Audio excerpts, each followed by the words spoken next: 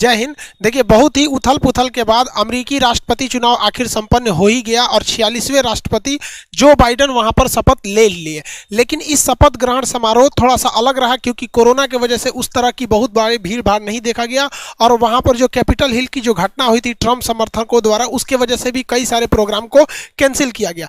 और कमला हैरिस ने भी शपथ लिया, जो महिला है, भारत से उनकी माता का संबंध, जमाइका पिता से। तो ये एक तरह से देखा जाएगा जो बाइडेन के समय जो भी संबंध बनेंगे वो एक अस्थाई बनेंगे। इस तरह से परिवर्तन नहीं देखने को मिलेंगे जिस तरह से ट्रंप के समय देखे गए थे।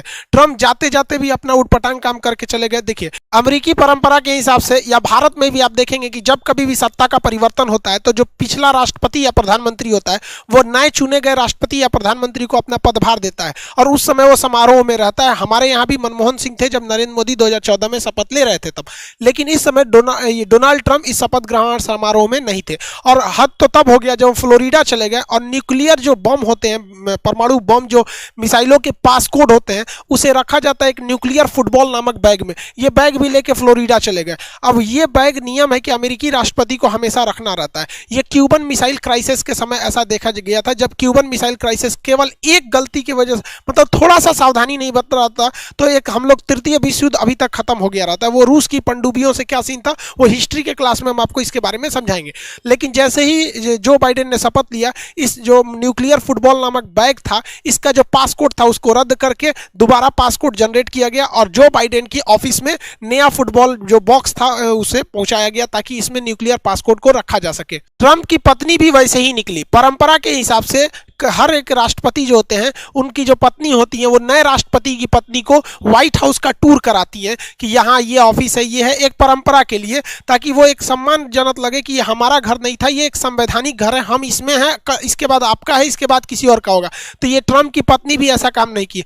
हद तो तब हो गया कि जब इनके सेवा में 4 साल से जो अधिकारी लगे थे तो हमेशा परंपरा यही रहती है कि जब कोई भी राष्ट्रपति की पत्नी जब यहाँ से विदाई होती है तो अपने से थैंक यू लेटर लिख के देती है। इन्होंने ये लेटर को भी नहीं लिखा, अपने कर्मचारी को कह दिया लेटर लिख दिया, उसी पे साइन करके दे दी। ये दोनों हस्बैंड वाइफ एक के जैसा था सब। जो बाइडेन अपनी ऑफिस संभाल लिए, अमेरिकी राष्ट्रपति की ऑफिस को ओवल ऑफिस कहते हैं। दुनिया में अन्य ऑफिसों के नाम भी आपसे एग्जाम में क्वेश्चन में पूछे जाते हैं, जैसे 10 डाउनिंग स्ट्रीट जो है वो ब्रिटेन के प्रधानमंत्री का है, जबकि ब्रिटेन की महारानी का है वो बर्मिंघम पैलेस है। अगर फ्रांस की बात करेंगे तो एलिस पैलेस है, फ्रांस के लिए है। रूस का क्रेमलिन पैलेस है और तुर्की का जो है व्हाइट पैलेस है। जापान का जो है वो टोक्यो में स्थित है इंपीरियल पैलेस। साउथ कोरिया का जो है वो ब्लू हाउस है। नॉर्थ कोरिया वाला जो किंग जोंग वाला पगला, उससे मिलने कौन जाएगा, कब मरवा देगा कोई ठीक नहीं होता है। देखिए, चाइना में ना 2 बिल्डिंग्स है जो मेन है। एक चाइना की जो कम्युनिस्ट पार्टी है उसका जो हेड ऑफिस है वो जोंगनहाई में है, जबकि जो विदेशी लोग आते हैं मिलने के लिए उन्हें हॉल ऑफ पर्पल लाइट्स में बैठाया जाता है। जैसे भारत में भी ऐसे ही परंपरा देखने को मिलती है। राष्ट्रपति भवन तो बहुत बड़ा है, रायसीना की पहाड़ी पर जो राष्ट्रपति के लिए जाते हैं वहां पर जाते ही है चाय पानी पीने के लिए।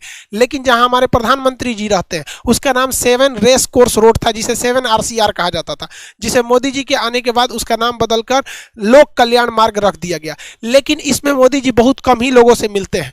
इसमें मुलाकात के लिए हैदराबाद हाउस है जो हैदराबाद में नहीं होकर दिल्ली में है। तो ये सब याद रखिएगा, ये एग्जाम में पूछेगा, मत मार देंगे हैदराबाद हाउस तेलंगाना में है। टॉपिक पर आते हैं। जो बाइडेन के आने से बहुत सारी चीजों में स्थिरता देखने को मिलेगी। ट्रंप जो मजाकिया बन के हर चीजों से हटते जा रहे थे, बाइडेन उसमें बहुत सारा सुधार लाएंगे। ट्रंप के आने के बाद अमेरिका में नस्ल भेद यानी गोरे और काले के बीच में जो दूरियां थी काफी बढ़ गई थी, चाहे वो हत्या भी बढ़ गई थी। आप देखेंगे किसी अश्वेत पर वहां की पुलिस तुरंत गोली चला देती थी, जबकि कैपिटल हाउस पे हजारों की संख्या में लोग घुस गए और केवल 5 लोगों की जान चली गई। अगर यही 1000 की संख्या में अगर ब्लैक लोग वहां घुसे रहते ना, कम से कम 500 लोगों की जान गई रहती ट्रंप के प्रशासन में।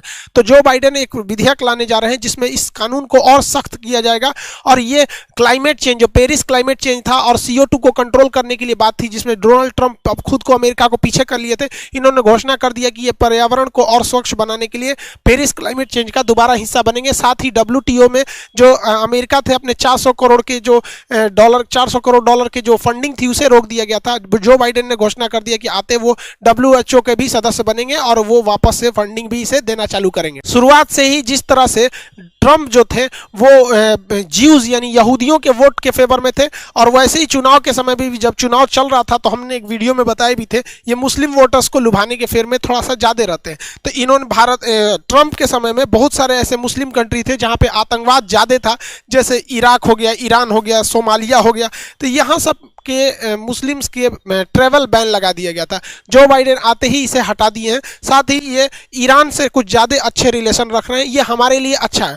ईरान से जो रिलेशन रखा जा रहा है वो अच्छा है, हालांकि ईरान इसी का फ़ायदा उठा के अपना यूरेनियम एनरिचमेंट जो 5 से उठा के 20% कर दिया, क्योंकि परमाणु बम बनाने में जो 80% खर्चा आता है या जो 80% मेहनत होता है वो यही होता है कि भैया आप 20% प्योर यूरेनियम इनरिच कर ले, लेकिन परमाणु बम में 80% मतलब शुद्ध यूरेनियम का प्रयोग होता है। तो ये हो गया हाथी के दांत कि भैया हमारे पास तो 20% है, परमाणु बम के लिए भैया चाहिए कितना 80, तो भैया आपने टोटल मेहनत कर लिया, इसके बाद यहाँ आने में कुछ खास मेहनत नहीं लगता है। हालांकि हमारे लिए अच्छा भैया तुम परमाणु बम रखो ना रखो, ईरान में अगर शांति रहेगी तो हम लोग का ये चाबहार बंदरगाह हमेशा सही रहेगा और इस चाबहार बंदरगाह से हम लोग आगे व्यापार कर सकते हैं। क्योंकि अभी देखेंगे सेंट्रल एशिया के देश तुर्कमेनिस्तान, तजाकिस्तान, किर्गिस्तान, ये तीनों देश ने कहा है भारत से कि हम यहाँ पर इस चाबहार बंदरगाह का यूज करना चाहते हैं और इसी के थ्रू हम अफगानिस्तान में भी एंट्री कर सकते हैं। तो चाइना का जो CPEC आ रहा है उसे हम काउंटर कर सकते हैं। हमारा रेल प्रोजेक्ट और हमारे पाइपलाइन, हमारा ईरान से पाइपलाइन भी आ रहा था, ट्रंप के विरोध की वजह से हम लोग उसे नहीं ला पाए, तो ईरान से इनके रिश्ते अच्छे रहेंगे, तो ये भारत के लिए बहुत ही पॉजिटिव साइन है। हालांकि हमारे लिए एक ये खराबी है कि ट्रंप की तरह अमेरिका, ट्रंप प्रशासन में जिस तरह चाइना के खिलाफ रहता था, अब बाइडेन के शासन में अमेरिका चाइना के उतना खिलाफ नहीं रहेगा, बिजनेस को खोल दिए जाएंगे और चाइना का भी मन बढ़ जाएगा। चाइना ने इसका हालिया घटना किया है, अरुणाचल प्रदेश के जो गांव था विवादित, जो भारत का था, उस पर उसने बहुत पहले से कब्जा किया रखा था, उस पर उसने अपने गाँव को बसाना चालू कर दिया है। ये जो है ये अपर सुबनासी डिस्ट्रिक्ट में ये पड़ता है अरुणाचल प्रदेश में। आपसे क्वेश्चन पूछेगा, एग्जाम में पूछा भी है, अरुणाचल प्रदेश का पुराना नाम क्या था? नेफा था, नॉर्थ ईस्ट फ्रंटियर एजेंसी था, नेफा नाम था इसका। अब ये पहले ये एकमात्र राज्य था जिसे पहले विदेश मंत्रालय देखता था, बाद में जब इसे पूर्ण राज्य का दर्जा मिला तब इसे गृह मंत्रालय देखने लगा, तो ये उसे दक्षिणी तिब्बत कहता है। अब यहाँ के विवादित एरिया में अगर वो गांव बना लिया है तो भारत के लिए ये बहुत खराब बात है, क्योंकि हमारी सुरक्षा पे ये एक सेंध लगाने जैसा है, जबकि हमारा कुछ खास प्रतिक्रिया भी नहीं रह गया। इस पर प्रतिक्रिया भी आना चालू हो गई कि हमारे इस राज्य पर कब्जा क्यों किया गया। तो भैया दो हमारे यहाँ जनबे करते हैं, हमारी पार्टी अच्छी तुम्हारी पार्टी अच्छी। एक सरकार कह दी कि भैया ये हमारे समय से थोड़ी था, ये तो कांग्रेस के समय से था, 1959 के समय से था, ये कोई जवाब थोड़ी है। ये कह रहे हैं कि हमारा उस समय जन्म ही नहीं था, मतलब आप समझ रहे हैं, हमारा पल्ला झाड़ लो। ये राष्ट्रीय मुद्दा है भैया, किसके समय से था किसके नहीं। अरे भैया आप देखिए नेपाल, ये नेपाल इधर से चल रहा है, हम लोग को भी एग्रेसिव रहना पड़ेगा। ये हमारे लिए एक बहुत दुखद खबर है कि एक और जब हम गलवान में फंसे हैं, दूसरे और चाइना अरुणाचल प्रदेश में बता रहा। आपको ये कहने की हिम्मत नहीं पड़ती हमारे सरकार में किसी को भी कि ये तिब्बत जब तुम्हारा है ही नहीं है तो ससुरा तुम्हारा ये दक्षिणी तिब्बत कैसे हो गया। आज भी हमें वन चाइना पॉलिसी पे साइन करना होता है, चाहे वो नेहरू हो चाहे वो नरेंद्र मोदी हो।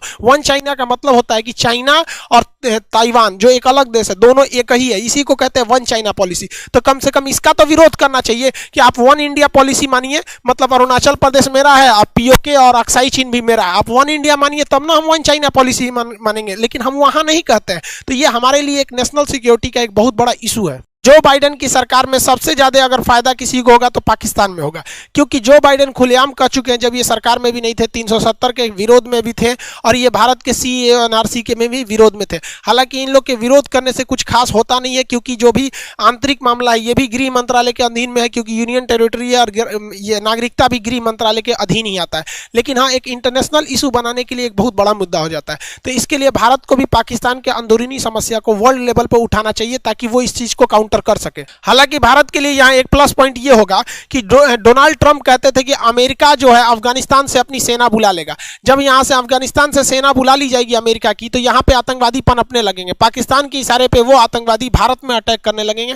बहुत सारे ऐसे आतंकवादी हुए थे हमारे यहाँ। जो 1999 के आखिरी दिन में जो प्लेन हाईजैक हुआ था IC-814, उसे भी कंधार लेके जाया गया था। तो डोनाल्ड ट्रंप का कहना है, इसका बाइडेन का कहना है कि हम यहाँ से अपनी फौज वापस नहीं बुलाएंगे, अभी यहाँ पे हम फौज रखेंगे। तो हमारे लिए तो एक तरह से फायदा भी है, लेकिन इसका ज्यादा फायदा उठा लेगा पाकिस्तान। पाकिस्तान कहेगा आप वहां जाइएगा कैसे, भारत आपको इस रास्ते से जाने ही नहीं देगा, क्योंकि भारत के लिए स्वाभिमान बड़ा चीज होता है, पैसा नहीं होता है। वो कहता है हमारे यहाँ से जाइए ना, कोई दिक्कत नहीं है, यहाँ से जा सकते हैं। तो इसके लिए वो एक मोटी रकम को ले सकता है, और ये भारत पाकिस्तान के लिए एक बहुत बड़ा होगा, क्योंकि उसकी अर्थव्यवस्था पूरी तरह से चौपट हो रही है। उसकी सेना में भी बहुत हालिया उसकी सेना भी बहुत मतलब अच्छे